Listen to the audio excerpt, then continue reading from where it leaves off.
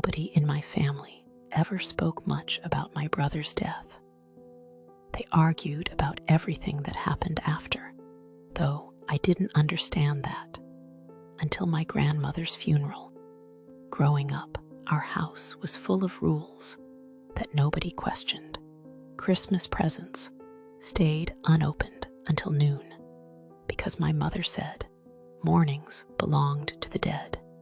Every bedroom door had to remain open before anyone went to sleep. My father walked through the house every night, resting his hand on the back of every dining chair before turning out the lights. When I asked why, he always smiled and said he was making sure everyone was home. It sounded harmless when I was a child. Years later, after my parents were gone, and I returned to empty my grandmother's house, those habits suddenly felt less like traditions and more like evidence. The first thing I noticed was the pale rectangle on the hallway wall where a framed photograph had hung for decades. The wallpaper beneath it was untouched by sunlight, but the frame itself had vanished. My aunt caught me staring at it. While we packed dishes into boxes, she looked away almost immediately and said, "Your grandmother finally took that down after your father died." I asked what had been in the frame. She folded another towel before answering, something he couldn't stop looking at. When I joked that everyone who cared was already gone, she quietly replied, "That's exactly why I'm afraid you'll find it." She left before sunset, forgetting her handbag beside the kitchen sink. I carried it outside, expecting her to laugh at herself, but instead, she took the bag without saying a word. Before closing the car door, she looked past me toward the hallway window where the empty space on the wall was just visible from the driveway. "I hoped she'd get rid of it before you came back," she said quietly.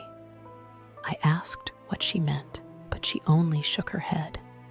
"Some things stop hurting when you stop looking at them. Your grandmother never believed that." Then she drove away. I stood there for another minute, watching the taillights disappear, realizing she'd answered my question without actually answering it. Whatever had hung on that wall wasn't valuable enough for anyone to keep, yet nobody had been able to throw it away either. After dark, I climbed into the attic, looking for the missing photograph instead of sleeping. Most of the boxes held ordinary things: Christmas decorations, school books, faded birthday cards. At the very back, I found a family album wrapped in an old quilt. Every photograph looked familiar until I reached one that had sat on my grandmother's piano for my entire childhood. My parents stood in front of the house with my older brother between them. I almost turned the page before noticing the shadows. There were 4 stretching across the grass: my father's, my mother's, my brother's. One more child, standing close enough to belong with us, even though nobody else appeared in the picture. I searched the rest of the album.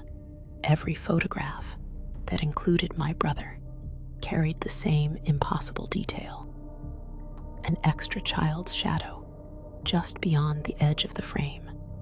Tucked inside the back cover was a newspaper clipping with everything except the headline cut away.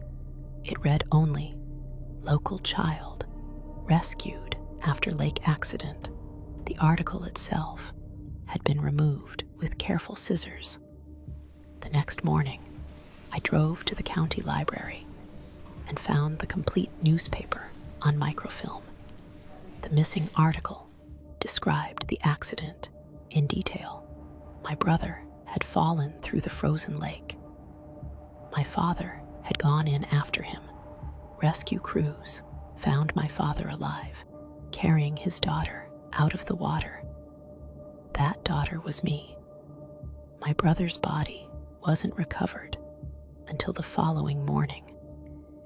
There was no mention of another child. It was simply called a tragic accident. The photograph beside the article unsettled me far more than the words. My father sat wrapped in a blanket, outside an ambulance, with his face buried in his hands. My mother wasn't looking toward the lake. She wasn't looking at my father either. She was staring at me with an expression I couldn't name. It wasn't relief. It wasn't grief. It looked like someone desperately trying to recognize a familiar face and failing. On my way home, I stopped at the bakery my mother used to visit every Thursday. The woman behind the counter remembered my family immediately when I asked whether she'd known me as a child. She hesitated before saying, "Your grandmother usually did the shopping after the accident." I told her I remembered coming there with my mother when I was little. She shook her head gently. "No, sweetheart. Your mother stopped bringing you into town after your brother died. She hardly brought herself into town. She wasn't trying to frighten me. She was remembering something sad." I drove back to the house with the clipping in my pocket, the photograph in my bag, and one question I couldn't escape. If my family had spent 30 years pretending nothing had happened after the accident, what had frightened them so much that they erased one photograph from the wall and left every bedroom door open every night afterward? The answer was waiting in the wardrobe. My grandmother had never let anyone touch. Behind a false wooden panel lay the missing frame wrapped in an old pillowcase. The glass had been removed years earlier, but the photograph inside was still intact. My parents stood in front of the house. My brother stood beside them. Next to him was another child wearing the same sweater I remembered from my own kindergarten pictures. Someone had taken a knife and carefully scraped away the child's face until only white paper remained. The body was untouched. The hands, the clothes, even the ribbon tied around the child's wrist had been left exactly as they were. Only the face had disappeared.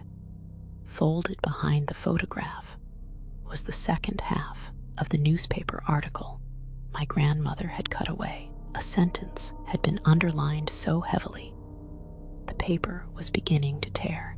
The surviving child was treated for hypothermia and severe memory loss.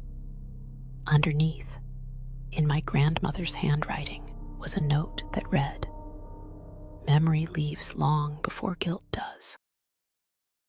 I was still staring at those words when I heard the front door open.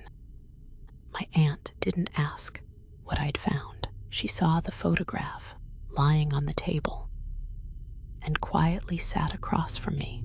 For several minutes, neither of us spoke. Finally, I asked the only question that mattered: whose face was removed?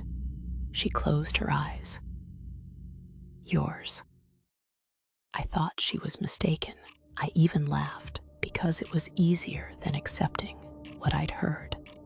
My aunt reached into the frame and turned the photograph over. My grandmother had written 4 names across the back: my parents, my brother, then my own. She touched the last name with her finger. "Your grandmother scraped the face away after your mother died." I asked why.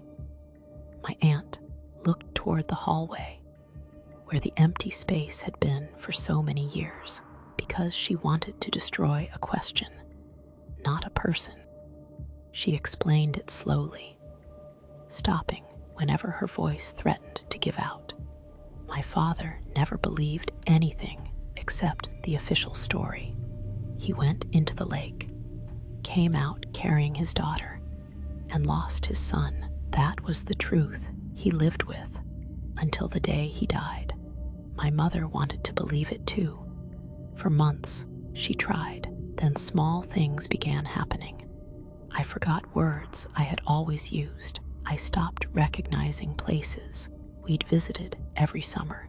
Foods I used to beg for suddenly made me sick. Doctors said severe trauma could change a child. They said memory loss, personality shifts, even strange behavior were common after near drowning. My father accepted every explanation because he needed to. My mother accepted none of them because she couldn't silence one unbearable thought.